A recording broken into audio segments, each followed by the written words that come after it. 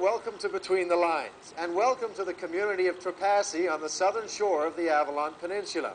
It's a community of about 1,600 people. In the past few years, these people have had to put up with more than their share of economic hard times.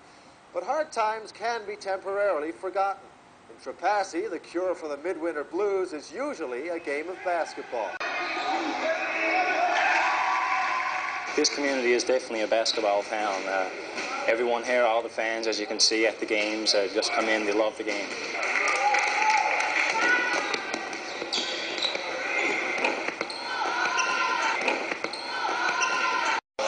Basketball is really synonymous with the town of Trepassey.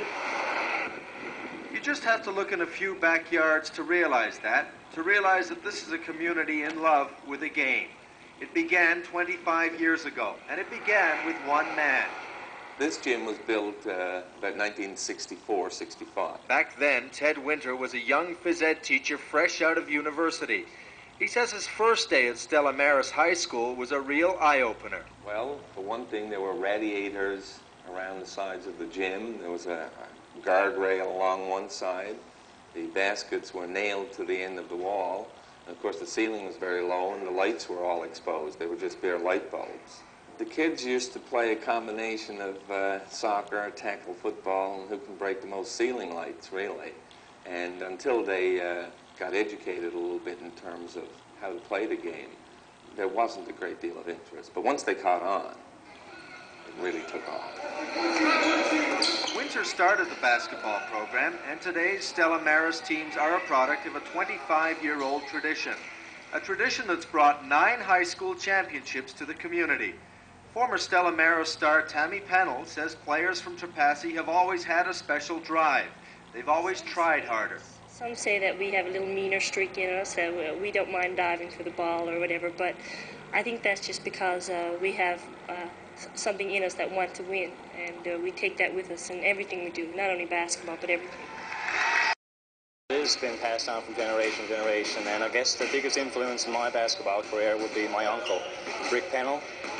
He's been playing for many years, and I've been watching him up here at Stella Maris playing in tournaments, and he's helped me a lot.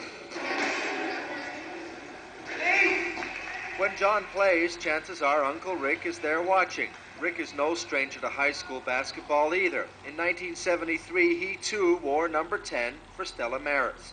It was a year when both the men's and women's teams took the provincial title. It's too bad I didn't have his height when I was playing, right? He had everything going for him. He's a wonderful shot, and he works hard at the game, and he loves it, right? John says he'll probably play ball at Memorial University next year. That too is a Trepassey tradition. Hard work has made for success at Stella Maris, so has financial support from the community. When the nearest competition is 100 miles away, raising money becomes a game within a game. Schools in St. John's, for example, they can cross the street and they've got a game. Here, we've got to lay down hundreds of dollars for either a bus or a van in order to get our team to a place where we can play a competitive game. But raising that money is tougher these days. Hard times have hit Trepassey.